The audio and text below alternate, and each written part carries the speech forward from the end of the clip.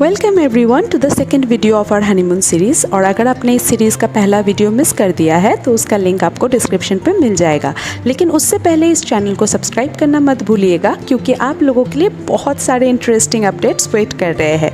तो चलिए बिना देर किए शुरू करते हैं आज का वीडियो। दुबई में हमारी डे 3 की शुरुआत बहुत ही बकवास हुई, क्योंकि सुबह से बारिश हो रही थी और ऐसे वेदर में हम लोग क्या एक्सप्लोर करें ये सोचते हुए ही दिन का पहला हाफ बर्बाद हो गया। तो हमने सोचा क्यों ना सेकेंड हाफ के लिए डिजर्ट सफारी बुक कर लेते हैं, कम से कम शाम तो अच्छी बीतेगी। पर वहाँ पे भी हमारे नसीब खराब ही थी। हमारी पिकअप होने वाली थी दोपहर के 2 बजे, लेकिन हुआ शाम के 4 बजे, यानी कि 2 घंटा लेट से, जिसके चलते हम लोगों ने डेजर्ट में सनसेट तो मिस ही कर दी। रास्ते में हमें इस पिट स्टॉप पे लाया गया था, जहाँ पे quad biking, sand boarding, horse riding, falcon के साथ फोटो खिंचाना, ये सारी फैसिलिटीज थी। लेकिन हम लोग इतना लेट हो चुके थे कि इस जगह को एंजॉय करने के लिए हमारे पास टाइम ही नहीं था। हम लोग बस यहाँ पे नाम के वास्ते थोड़ी देर रुके और फिर यहाँ से आगे बढ़ चले। यहाँ से थोड़ी दूर और आगे जाने के बाद हम लोगों की गाड़ी चेंज कर दी गई, यानी कि हमें दूसरे गाड़ी में शिफ्ट कर दिया गया, क्योंकि अब बारी थी हम लोगों की ड्यून बैशिंग की। और ड्यून बैशिंग करते हुए हमें अपने डेस्टिनेशन तक पहुँचना था। लेकिन अनफॉर्चुनेटली हमने ये एक्टिविटी भी ऑलमोस्ट अंधेरे में ही की, क्योंकि हम लोगों की तो शुरू में ही गड़बड़ हो चुकी थी।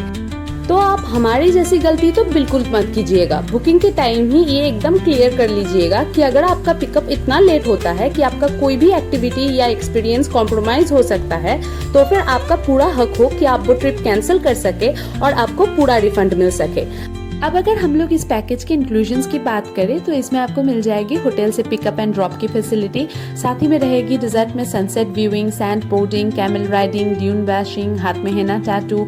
लेकिन मेन अट्रैक्शन तो होता है इनका dinner buffet and the entertainment show. इस शो में आपको तरह तरह के परफॉर्मेंसेस देखने को मिलेगी, जैसे कि belly dance, tanoura show, fire show etcetera. इस पैकेज को बुक करने के लिए आप या तो अपने होटल के रिसेप्शन पे बात कर सकते हैं, वो लोग आपके लिए अरेंज करवा देंगे, या फिर आपका किसी एजेंट के साथ कॉन्टैक्ट करा देंगे, या फिर आप इसे ऑनलाइन भी बुक कर सकते हैं। बहुत सारे वेबसाइट्स हैं जो लोग ऐसे डिजर्ट सफारी पैकेजेस सेल करते हैं। उनमें से कुछ वेबसाइट्स का लिंक मैं डिस्क्रिप्शन पे दे दूंगी। या तो आप दुबई के किसी भी छोटे बड़े ट्रैवल एजेंसी के साथ भी कांटेक्ट कर सकते हैं बुकिंग के लिए। आप चाहे किसी भी मीडियम के थ्रू बुक क्यों ना करें, सबका इंक्लूजन्स लगभग सेम ही होता है।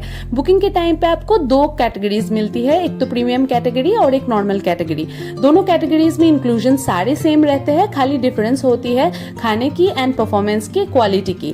और प्राइस की बात की जाए तो फिर जो प्रीमियम क्वालिटी है उसका प्राइस होता है करीबन 120 से 130 AED, और जो नॉर्मल कैटेगरी है उसकी प्राइस रहती है करीबन 90 से 100 AED के बीच में।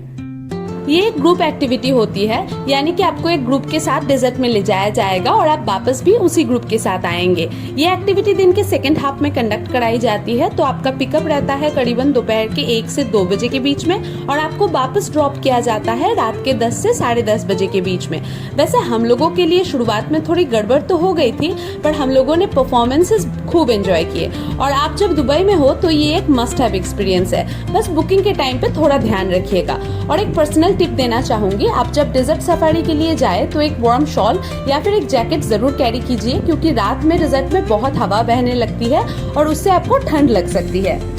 डे 4 की सुबह वेदर एकदम क्लियर हो गई थी और हम लोग बहुत खुश थे, क्योंकि आज हम करने वाले थे दुबई में हमारी मोस्ट अवेटेड एडवेंचर एक्टिविटी, और वो थी द पाम आइलैंड्स के ऊपर स्काई डाइविंग। फिलहाल तो दुबई में स्काई डाइव दुबई एक लौती ऐसी ऑर्गेनाइजेशन है जो लोग आउटडोर स्काई डाइविंग ऑर्गेनाइज करते हैं। इनके 2 लोकेशन है, एक है डिजर्ट कैंपस ड्रॉप जोन और दूसरा है the palm Jumeirah drop zone. अब क्योंकि हमें पर्टिकुलरली द पाम आइलैंड्स के ऊपर ही स्काई डाइव करनी थी, इसके लिए हम लोग सुबह पहुंच गए इनके दूसरे लोकेशन के ऑफिस में। यहाँ आने के लिए बेस्ट ऑप्शन है कैब, लेकिन अगर आप पब्लिक ट्रांसपोर्ट लेना चाहे तो आपको थोड़ा कॉम्प्लिकेटेड रास्ता लेना पड़ेगा, क्योंकि इनके ऑफिस तक डायरेक्ट कोई पब्लिक ट्रांसपोर्ट नहीं जाती है।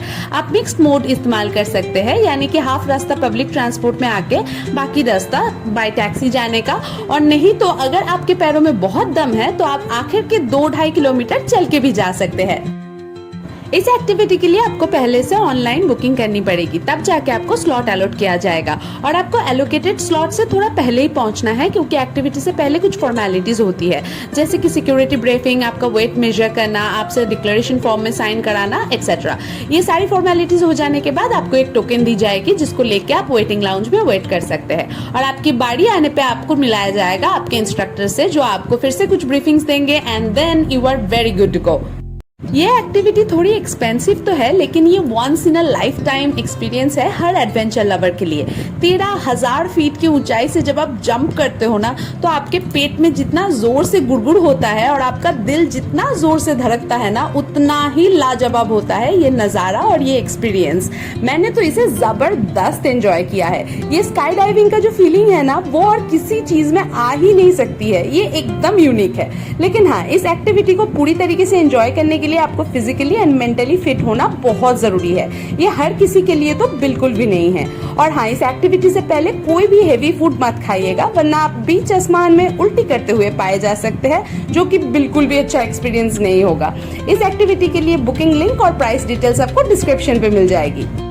हमारी बारी काफ़ी जल्दी आ गई थी, तो एक्टिविटी के बाद हमारे हाथ में जो एक्स्ट्रा टाइम था, हमने सोचा क्यों ना उसमें कल सुबह के नुकसान का भरपाई की जाए और इसीलिए हम लोग सीधा निकल गए पाम जुमेरा आइलैंड को पास से एक्सप्लोर करने के लिए। लेकिन ये यहाँ का सबसे पॉश एरिया है, तो यहाँ अंदर तक मेट्रो बिल्कुल नहीं चलती, इसके लिए आपको लेना पड़ेगा मोनोरेल। और यहाँ पे हमारी ऑब्वियस फर्स्ट स्टॉप थी द मैग्निफिसेंट अटलांटिस। जी हाँ, इस जगह को एक्सप्लोर करने के लिए आपको अपने पॉकेट में होल्ड करके यहाँ स्टे करने की कोई ज़रूरत नहीं है। यहाँ पे काफ़ी सारे पब्लिक एरियाज़ है, जैसे कि इनका public lobby, shopping area, restaurants, जो आप बिंदास घूम सकते हैं। और अगर आपके आइटिनरी में भी हमारी जैसी कोई गड़बड़ ना हुई है और आपके हाथ में वक्त है, तो आप यहाँ का डे पास भी खरीद सकते हैं, जिससे आपको मिल जाएगी एक्सेस इनके aqua adventure water park, the lost chamber of Atlantis, इनकी private lobby and to some more restaurants. लेकिन इस डे पास को आपको पहले से ऑनलाइन परचेस कर लेनी पड़ेगी। उसका भी link and pricing details description में रहेगी। और अगर आप यहाँ का डे पास नहीं खरीदना चाहते हैं, बस ऐसे ही इस जगह को एक्सप्लोर करना चाहते हैं, तब भी यहाँ का वाइब इतना लग्जूरियस है कि एक मस्ट विजिट प्लेस है। हमने तो यहाँ पे खूब मस्ती की और फिर हम चले गए यहाँ से सी साइड में। वहाँ से इस मैग्निफिसेंट बिल्डिंग का एक बेहतरीन व्यू मिल रहा था, तो हमने कुछ रील्स बनाए, कुछ ब्यूटीफुल फोटोज़ खिंचाए और फिर बारी थी हमारी नेक्स्ट स्टॉप की, जहाँ से हमें मिलने वाली थी पूरे पाम आइलैंड की एक बेहतरीन व्यू। और वो जगह है the view at the palm tower. इस लंबे से टावर के एकदम टॉप में सिचुएटेड है वो। इसकी भी टिकट आपको ऑफलाइन और ऑनलाइन दोनों ही मोड में मिल जाएगी और ऑनलाइन टिकट की सारी डिटेल्स डिस्क्रिप्शन में रहेगी। इस लंबे से बिल्डिंग के अंदर आप चलेंगे कुछ खूबसूरत डिजिटल टनल्स के अंदर से और फिर आपको देखने को मिलेगी पुराने ज़माने की दुबई शहर और वहाँ रहने वाले लोगों के ज़िंदगी के तौर तरीके। उसके बाद आपको दिखाई जाएगी palm island and Dubai city के बारे में कुछ डॉक्यूमेंट्रीज, जो कि काफ़ी इंटरेस्टिंग है क्योंकि यहाँ से आपको काफ़ी सारे इन्फॉर्मेशन पता चलने वाली है। और फिर बारी आएगी एक एग्जीबिशन सेंटर टाइप की एरिया की।